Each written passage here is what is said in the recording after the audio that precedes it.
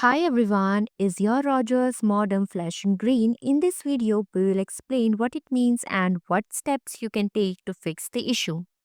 A flashing green light on your Rogers modem indicates that it is attempting to establish a connection with the network. It means the modem is picking up a network signal and trying to complete its upstream registration. This is a normal process, but if the light continues to flash for an extended period, it may indicate an issue.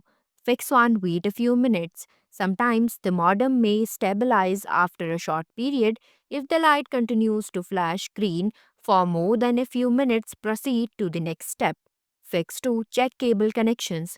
Ensure that all cables are securely connected. A loose coaxial cable can prevent the modem from locking onto the signal.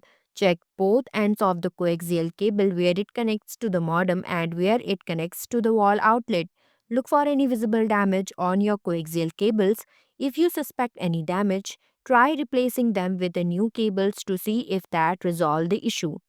Fix 3. Power cycle the modem. Unplug the modem from the power source, wait for about 30 seconds and then plug it back in. This simple restart can often resolve connectivity issues. Fix 4. Remove extra hardware.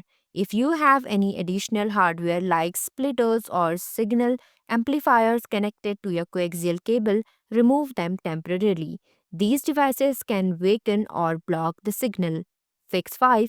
Factory reset. If necessary, if none of the above steps work, consider performing a factory reset on your modem. This will erase all settings and return it to its original state. To do this, you can see the WPS button above the port, or you will see a small, tiny hole at the back of the modem. You need a small paper clip or a pen to press the button. Press and hold it down for about 10 seconds. Your modem will restart and the issue will be resolved. Thanks for watching. If you liked the video, please hit the like button. If you want to see more videos, hit the subscribe button.